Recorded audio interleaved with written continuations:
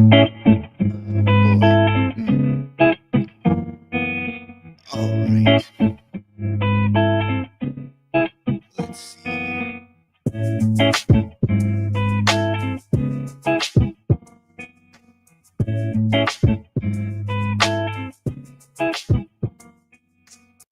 All right. Hey, audit and fraud, friends and family. I hope everyone is doing okay today. So, look, while you guys watch me fumble and struggle around and get myself together here, money talks, but sometimes it whispers secrets no one catches on to until it is too late. So today, we're going to talk about a case where things weren't quite what they seemed. You see, a system that was built on security ended up in a routine that wasn't questioned, and a discovery ended up leaving everyone wondering, how did no one notice this? And wait till you hear what this is, because when perception meets deception, the line between real and fake always isn't so clear. So today it's going to be real interesting. Marsha, you like the jazz music? I have to stall a little bit because LinkedIn is on a delay. Like YouTube immediately comes on. And so I figure I'll stall a little bit with a little bit of music today. So stall today with a little bit of music. Anyway, today we're going to talk about deception, fake stuff, and man, look, just hang on. This is a crazy one. I know I say that every week, but this one really is a crazy one. You ready? Let's go.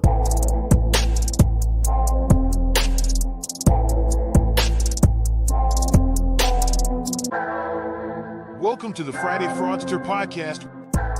Join them as they discuss sad, funny, and sometimes disturbing fraud stories.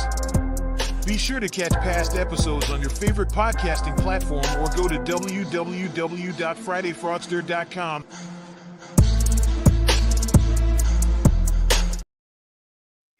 All right, y'all. So listen, we've got a special guest today, but I'm gonna tell you, here's what's real funny. So I'm sitting here waiting for Christine backstage today, and the special guest that we have, he says to me, "Where's Christine?" And I said, "I don't know. I sent her the link," and then I go and I check my email, and I didn't send her the link. so, so if that's any indication as to what kind of day I'm having today, So without further ado, Where'd Thomas go? well, I hadn't let him up yet. Oh, okay. I mean, if you didn't want me to come on, you could have just said something. Look, Thomas and I. It got me too, Christine, because I was expecting my head to suddenly pop up and suddenly it's you. I was like, hold up, what? How did I just change into your feed here? Thomas and I were just sitting backstage talking, and it was like 30 seconds. I was like, Christine isn't coming today. I mean, I know I'm not always like the most. I usually sometimes come on like 2 minutes before, but it's all good. Which is fine. I mean, we still end up getting it together. I'm usually not that afraid because I know either you're going to be here or if not, I'll just have to wing it. You do great. Okay, so listen. Let me ask you guys something. So we live in a world where AI is all over the place and it's hard to tell real from fake. As a matter of fact, I watch a lot of YouTube, so I don't watch television a whole lot anymore. I watch a lot of YouTube, and now you're seeing all these fake videos come up in your feed, and you can tell that they're fake because something's always missing. Mm-hmm. What's the craziest fake video that you've seen recently? Because I'm going to tell you mine, and I'm going to try and keep it a little clean. But I'm going to tell you what's the craziest fake video you've seen recently?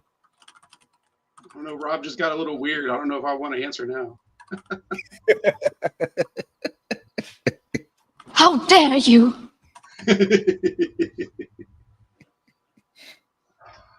Craziest fake video. I know, but now I have a feeling that Rob and I are going to say the same one. Probably so, and I'm actually hoping somebody else says it besides me, so that people already think I'm crazy anyway. But if somebody else says what I was about to say, then I'm not as crazy as people think. Was it the one that was broadcasted on HUD's TVs when they went in to work on Monday? Oh, wait. I don't know. It may have. The AI video of Trump kissing Elon Musk's feet. That's what I was thinking. Yep. You got it. I don't know if it's like the craziest one that I've seen. I think it's just crazy because of you show up to work on Monday and this is on your screen when you're walking into work at a government agency. Yeah, but also too, I think it was a bit risque. I mean, yeah, not dressed wise, they were fully clothed, but just the act of it, yeah, it's just unsettling. Because you know it's not real. But it's still unsettling. Well, at least you hope it's not.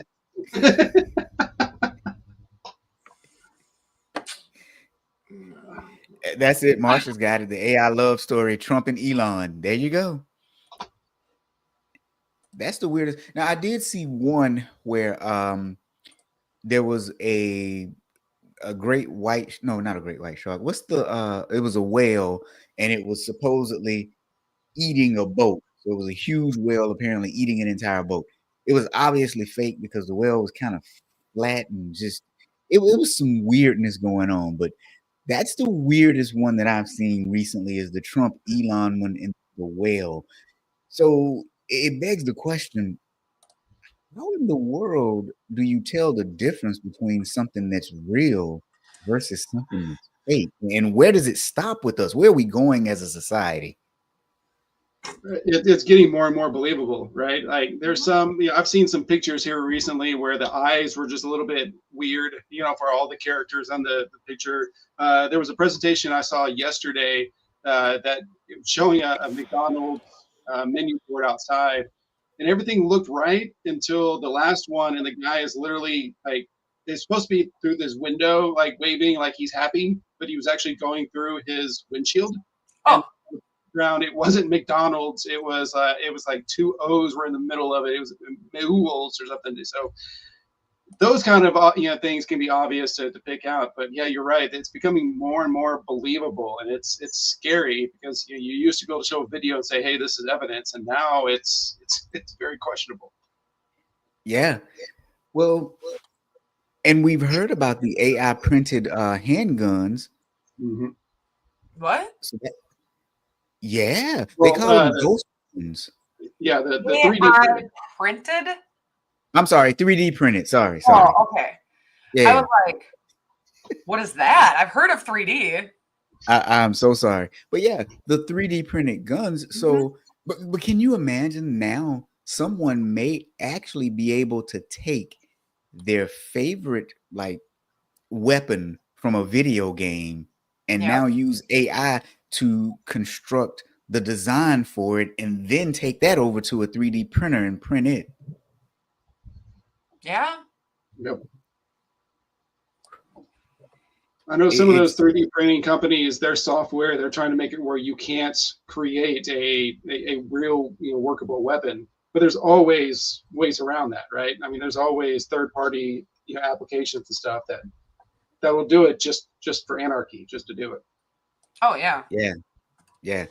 So there's a lot of fake stuff going around the world today. I tell you what, so I saw this one video that was real interesting. There was this this young woman sitting in front of her camera doing makeup as women do, but she was taking it off, and after she took all the makeup off, it was a dude.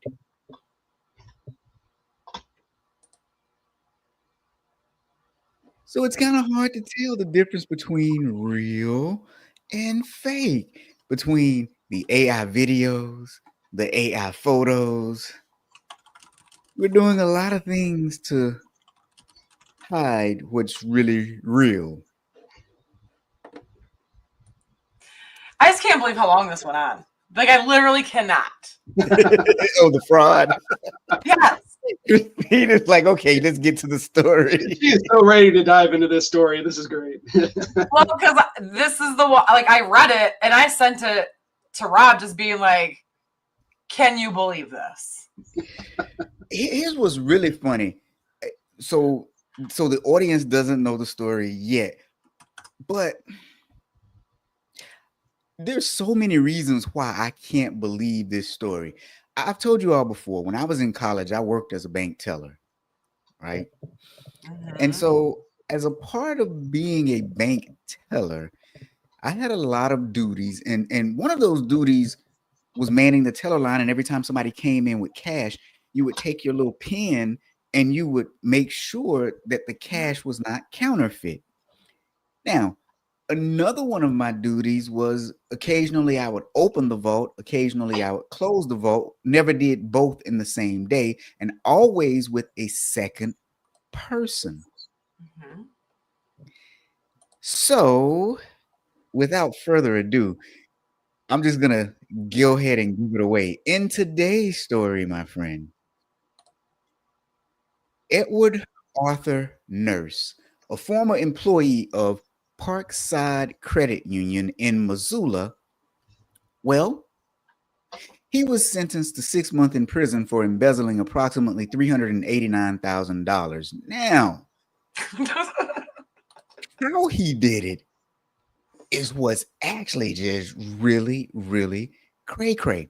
Okay, so let's talk about how he did it. Keep in mind, it's newer. So this isn't back in like 2006. This is yeah. This is like fresh. Okay, this is very fresh. He was a team lead at the bank, and one of his duties was balancing the vault. So he decided to buy some fake money from a prop movie set company, and he replaced real money from the vault with the fake prop money. At this point, I'm just going to be quiet and let Christine go.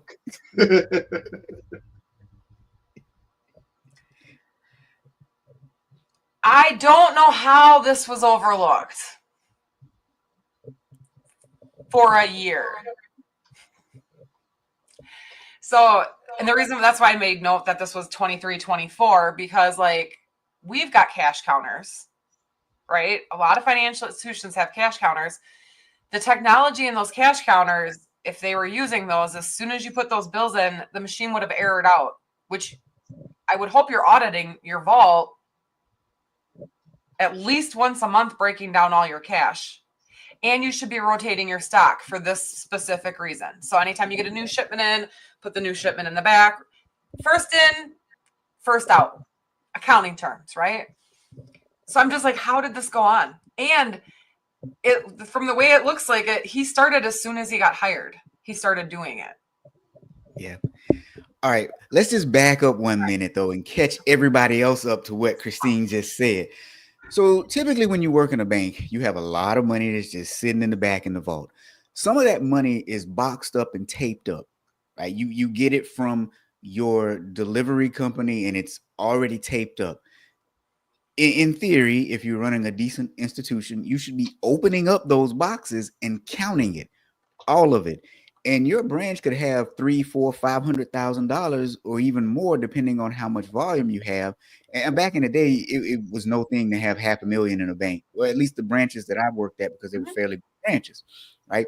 So counting all of that money, you get a counter. And even back in the day, and I'm talking about in the 90s, your counter could somewhat spot counterfeit money. So you just put the money in, and you didn't even have to separate it or sort it. It knew what denomination of currency. That's how sophisticated they are. So to Christine's point, did they not count the vault ever, like in detail? Or did they just say, okay, this box is sealed up and we trust that there's a few $100,000 in these boxes? You'd have some boxed up, some that was not in boxes. I I just don't get it. But it gets even better, guys. So just wait until we get a little bit deeper into the story. But my mind is blown. Go ahead, Christine. Where you want to go next with this one? Let me quick look up the size of the credit union. I probably be able to tell you. Well, so I did say look up. I don't know the size of the credit union itself, but the town is in Montana, and it's only about 77,000 employees, or 77,000 people in the town. So, regardless of the size of the credit union, there's no way that it had that many employees, right? It's probably a smaller facility, and I'm sure Christine's about to totally prove me wrong on that. But that No, was my instinct. I think you're right. Let me.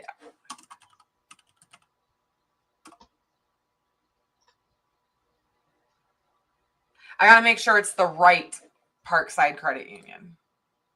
Yeah.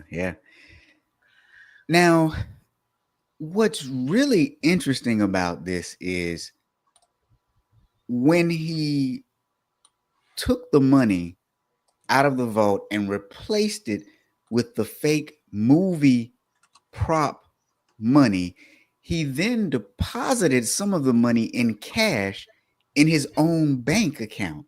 Oh yeah, that's right. Yeah, I mean, that was one of my first, like, out of all of the different red flags and all the different controls that I was seeing pop up, that one right there, like, that should be a no-brainer, right, Christine? When it comes to any type of credit union, bank, anything, you shouldn't be allowed to deposit into your own account, let alone over $10,000 at a time. I mean, there should be so many red flags there. So I don't know if he was the one that actually like deposited it in himself, but like bringing the cash in, right under CTR reporting threshold. I mean, like when I say right under, I mean 10,000. Penny more, he would have been getting filed CTRs on. As far as the small town bank, they're about 423 million in assets. So they're not large, but they're not really small. They're not small either, though. Yeah. No, like they're probably operating at least 4 or 5 branches. Okay. So you would assume they have, well, they might even have more than that. They could have up to 10 branches. They should have the proper procedures in place. Like this should have never occurred. Like it's not like you only got 2 people on the teller line every single day. Yeah. Okay. So now let's take a step back again for our non-banking people. They've got 8 locations according to their website. Oh, wow. So Christine just said that amount of money almost triggered a CTR. That's a currency transaction report. So not everybody knows this, but I know if you deposit more than $10,000 of cash in your bank, the bank is required to fill out what's called a currency transaction report, detailing who you are and how much you've put in. So he hit right under the threshold, right? Because it's 10,000 or more. But let me ask you a question, Christine, because it's been a while since I've been in the banking industry. I still remember a lot from it, right? But wouldn't the $10,000 deposit still have triggered, especially being cash, a suspicious activity report though? So if they've got the software monitoring their transactions, it should have alerted, but if they had their parameters set up correctly for their alerting system. So it would have essentially been flagged as in this is not normal activity. Like this person doesn't normally just deposit $10,000 in cash. So it should have alerted on that, I would have assumed, but without looking at their software. Okay, but I got another question now then. Let me just take a step back because I'm kind of old. So back in the day, we didn't have any software that did that, but we trained our tellers to use some sort of the thing we call common sense. Never mind. My grandmother said if common sense were common, everybody would have it. Yep. Because as soon as we saw a whole lot of cash coming into the bank, we would go back through the transaction history to figure that out on our own as well. Mm-hmm. Do they not train tellers to do that nowadays, or do they just rely totally on the software? So, well, it is. We're newer now. We got a lot more technology. We do train individuals on red flag activity to note that kind of stuff, to speak up and say out if they see things that are awkward. I think a lot of these stories, we get it pushed out, we communicate things out. I tell examples when I do my branch audits of activity that we always talk about trust is not a control. So we do talk quite a lot about that. So I would hope that they would. But I also am that person that I go, you work with these people. You don't know what story he told them. You know, if he came in with $10,000 in cash, it could have been somebody in his family died and it was his inheritance. But cash is just a little. But did he do it like 9 or 10 times with the cash like that? Like if it was one time, I could see like once or twice even, you know, being able to tell the story. Yeah, but 8 or 9 times, it just seems. So I know for me, so I haven't worked in the banking industry at all. I haven't had any client. Well, actually, I did have one client in the banking industry, but I know even on the oil and gas side, one of the common audits that we might do is say, okay, if you have an approval threshold, then you do a search of your population that's right below that threshold. Yeah. And say, hey, you know, if you have $100,000 approval limit, are you doing a whole lot of $99,900 approvals, right? So I would almost wonder if internal audit could have caught, hindsight's 2020, right? But if they could have done some type of audit like that of either employee deposits or just deposits in general, and if that would have flagged something earlier. And that would be part of it. Like if they had that system, it's a look back period. So they essentially tell their program, if these parameters are met within this time frame, alert us. And there's scoring models. Yeah. I like it. Because it is a lot better than what we did back in the day. Right, Rob? Because back in the day you had one person looking at a paper report and hoping that day over day they would remember what they looked at previously to see if there was anything, or relying on your frontline staff. But it seems like some of that would have been good with this particular case, right? Because okay. So let me ask you guys: have you ever seen any prop money from movies? I bought some for my kids. So you've seen what it looks like, right? And it looks real if you don't pay attention to the wording on it. Well, kind of though, right? Because most of it has this thing that says for motion picture use, and then in the upper left it'll say this is not legal tender. It'll say copy. Now, granted, good old Franklin, I mean, he still looks the same on this one, but and this was one fake money used as movie props found circulating in North Georgia. Now, here's another story out of this may have been out of Georgia too, and this one was in 2016. But I mean, you can kind of, like you said, if you don't read it, but I mean, if we read it, for motion picture use only, or even on the back, for motion picture use only.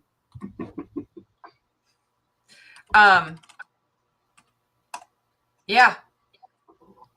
I mean, I look at it and I go, it's got the coloring. It looks like, so if you're not paying attention, and the way that they come in, the way that the stacks come in, if it looks like a replica of brand new crisp money that's come from the Fed. Yeah. So and but here's the other thing too. I think, was it in the story that it's not like he just took a stack out and put a stack in? He took money out in the middle of the stacks and then put the fake money where it was. So if you looked at the bundle, the top and the bottom had real bills. It was everything in the middle that wasn't. Sure. Yeah. Not that that's a reason why they didn't catch it any sooner. That just reiterates, we know that you weren't counting, we know that you weren't auditing your straps. Yeah, that's kind of what I'm concluding, and that's a fairly reasonable conclusion. And so what they're saying is he made deposits totaling $117,000 into his bank account over a 7-month period of time, with some of them actually exceeding the $10,000 limit. But then also he went to the casino. So reports from a local casino indicated that he deposited 56,000 in cash and then cashed out over $8,000 from March to May of 2024. Didn't he try to claim that like he either didn't have the money or like hadn't used the money or something like that? Didn't he try to claim something like that before the police were like, no, actually we have proof of otherwise? Didn't I see that somewhere? Yeah, what happened was the FBI was interviewing him and Okay. they asked about the deposits to his bank, hence the reason you have currency transaction reports and suspicious activity reports. And he said that he rarely carried cash and that he had not made a significant purchase or deposit aside from this vacation that he had gone on, I think, to Las Vegas. And they knew that he was lying because they had the reports from his bank showing his deposits.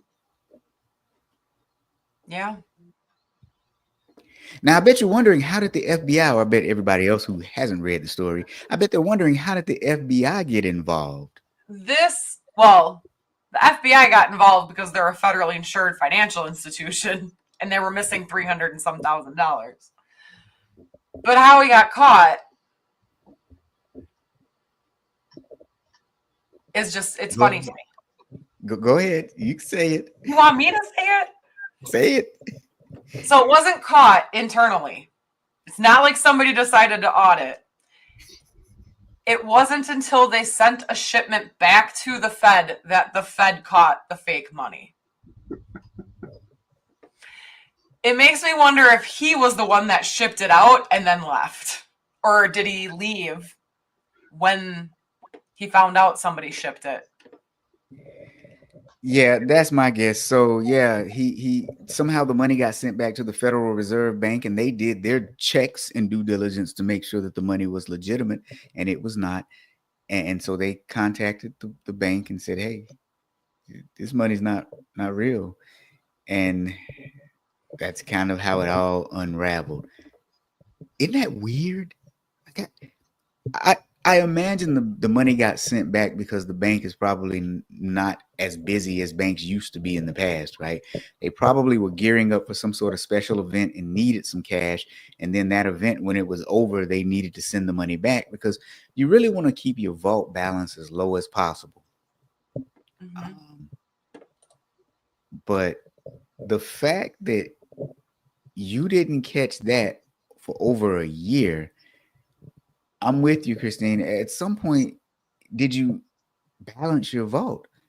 And I'm guessing they did, but they didn't do the detail count. They just left things boxed up and trusted that it was what it was supposed to be, or they just counted the straps, right? Instead of unstrapping everything and counting it. Yes, which you should do that at least once a month. Just do it before your shipment comes in on a week. Break it down, audit it. No different than what you should do to your teller drawers when you do your surprise cash counts. The other thing that makes me wonder if this is how it got uncovered, a lot of financial institutions still have a PTO requirement where they require their employees to take 5 consecutive days off, that this kind of stuff can come to light because somebody else would have taken over the vault. They should have done a full audit of it and it would have been discovered. Very interesting. Mm-hmm. Very, very interesting. Okay, so he okay, wait a minute. I just lost my place. I was about to round this off with what ended up happening. I'm sorry, I just completely lost my oh, okay. He was sentenced to 5 years I'm sorry, wait. No.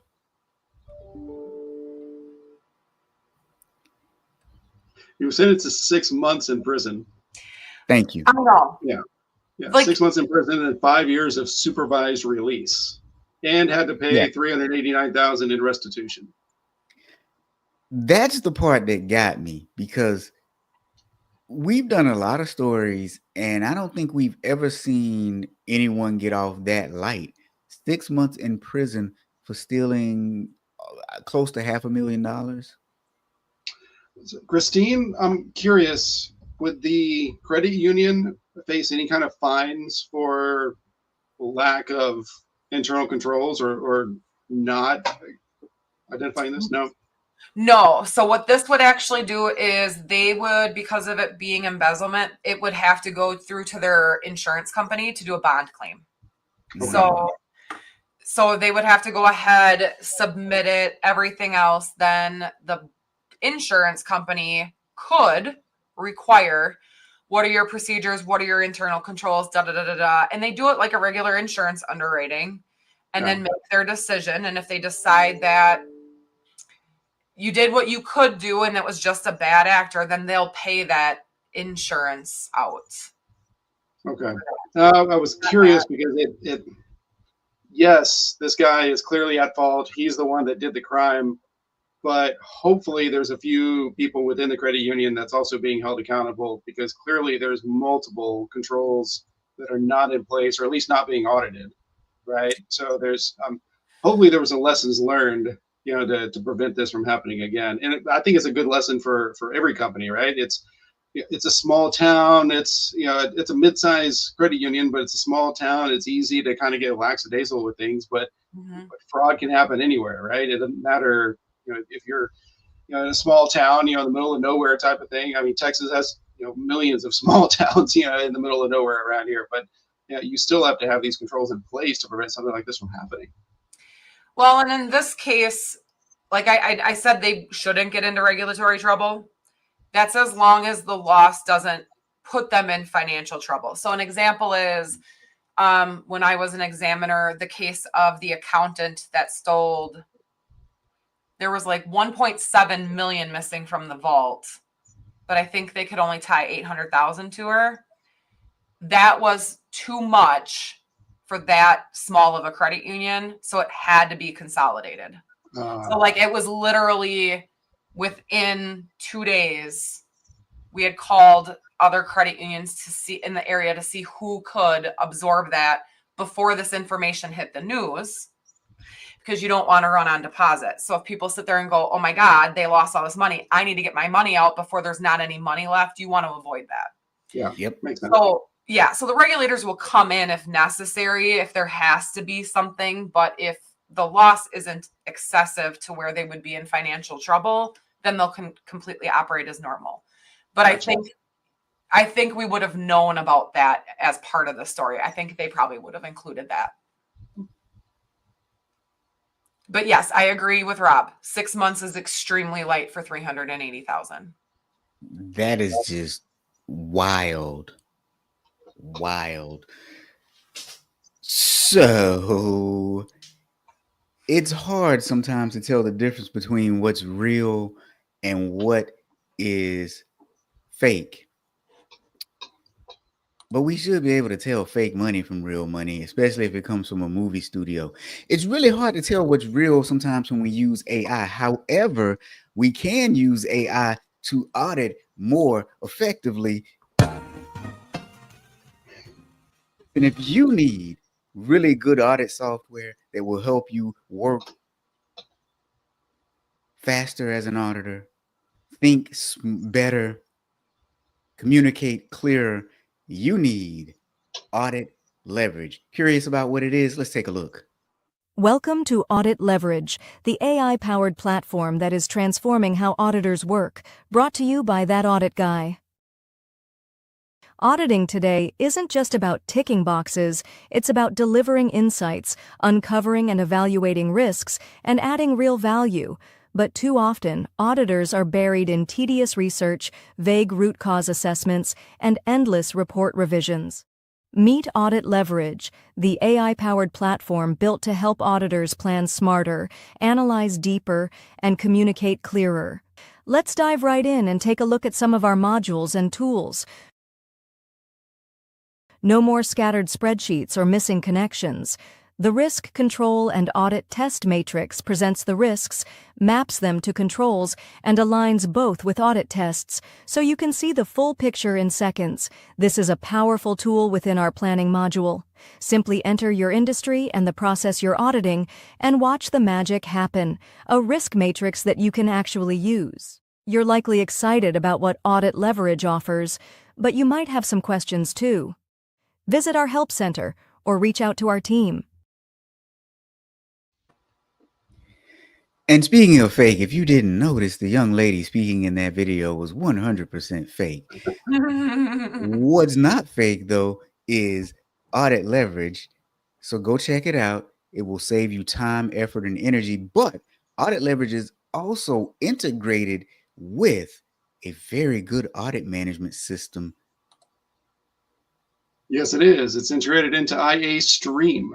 And yeah, I have to say the best part of that video, before I even mention IA Stream, was the lady. It looked like she was taking an audit report, and it looked like she'd gotten review notes of you need to change this in your report. It looked like she was about to throw it out the window. I think we've all been there, right? I had nightmares of some travel reports that I've had to do, but yeah. So IA Stream is a great platform with some modules from Audit Leverage built into it. You can completely manage all of your audits. You can see your audit schedule. You can see your complete control matrix. And it has a built-in reporting tool, so you can create your audit reports right there in the platform instead of having to download it and make any kind of manipulations to it.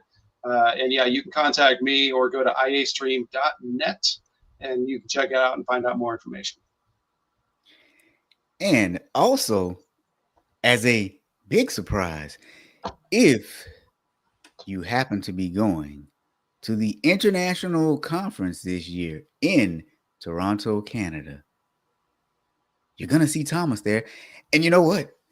You might see me there too. That is You'll correct. be able to test drive IA Stream, right? Absolutely. So first off, here in Houston, if you're in the Houston area or planning on coming to the Houston conference and on April 7th, which I'm also giving away 2 free registrations for that event. Find me on LinkedIn. You'll be able to see the link to be able to sign up for that giveaway. But yes, you'll be able to see Robert and I both at that event on a nice large conference booth, and you can even check out the IA Stream and Audit Leverage and do some demos. But yes, just today I signed the agreement that IA Stream and my consulting firm RVMC are sponsoring the IIA International Conference. It's in July. I don't have the dates off the top of my head, but it is in beautiful Toronto, Canada. So we look forward to going up there and hopefully having cooler weather in Toronto than we do in Houston in July. I'm not going to be in Canada. Come on, come join us. I don't think I get my passport in time. Oh, you can get a rush passport. It's only like $100 extra. You can get a rush. But wait, is it still going to be called Canada by the time we go? Okay, never mind. That was a bad joke.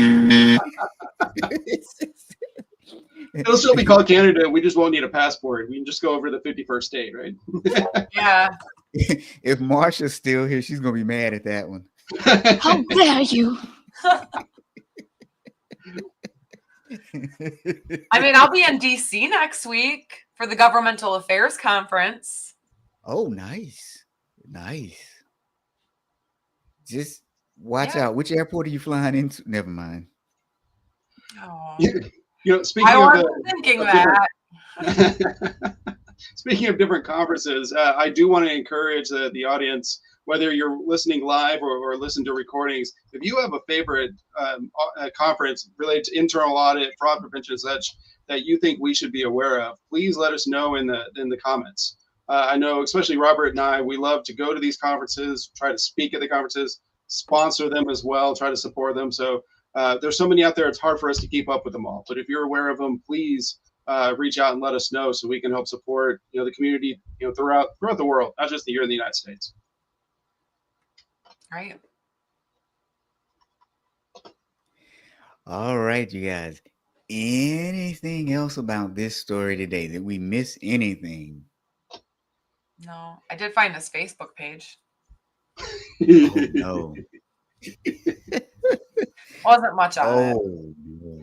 Well, that's how I found out he started July 2023, because he posted that he had started a new position, and his theft started July of 2023, or at least they said that. I don't know how they can hone in on that date, but the serial numbers are tracked by all the currency, so they were probably able to take the serial numbers and then trace it back to the first ones that he actually deposited, or the first ones that circulated his bank to another bank. So that would be my guess. But man, I don't know what, like, how. Okay, before we go, I just I lied. An internal employee caught it. It was later. They were later informed the Fed received $50,000 in fake money. Sorry. Okay. So here's what I'm wondering though. We've seen some pretty sophisticated fraud schemes. This one wouldn't go in the sophisticated pile, not even close. If you worked at a bank for 3 weeks, you kind of get okay. If you're a criminal, normally what you would do, I'm assuming, is go in and try and get a good understanding of how something operates. And I'm always taken back to one of my favorite Superman movies, Superman 3 with Richard Pryor. And if you've never seen Superman 3 with Richard Pryor, he was a computer programmer, and he got his first check, and he was upset. And he started talking to his fellow coworkers, and he said, "Hey, man, my check was supposed to be X number of dollars, but it's only X number of dollars." And I guess he had never had a legitimate job before because he didn't understand taxes. And so they told him about taxes. And the guy said, "Well, technically, I guess your paycheck is like $400 and 2.5 cents." And so Richard Pryor asked, he said, "Well, where'd the other half go?" And he said, "Well, it just disappears into thin air." And so as a computer programmer, he wrote this algorithm that took those half a pennies and deposited it into his account. And his next paycheck was something like $80,000, and he drives up to work in a Ferrari. I only say that to bring up this point. He asked questions to try and understand the system before he defrauded that system. If you had asked any questions in the banking industry and had just had a little bit of knowledge, you would have known that this scheme would have gotten caught. It should have been caught quicker than it was. So that's not sophisticated. It's not sophisticated, but it's funny you bring up Superman 3 because there's one of the best movies of all time copied that, and they even reference Superman 3 when they do the same type of scheme. You know that, right? Office Space, yeah. Office Space, exactly. So yeah, you got to tie it all in together and get it modern too. The greatest thing of all time is taking a fax machine and getting to beat it to death in a field. Who hasn't wanted to do that? You know what? There's so many people who don't get that reference, and now I feel old. I just think I'm shocked at how long this went on. I think I'm not shocked that it happened because people try to pull a lot of things. Just how long it went on. But I don't think it's bad that we look at some of these that aren't sophisticated, because sometimes I think it gets us back into our checks and balances about some of the simplest controls and some of the simplest processes that we have. Sometimes we forget why we do them until something like this happens and you go, yeah, we should probably start doing that again.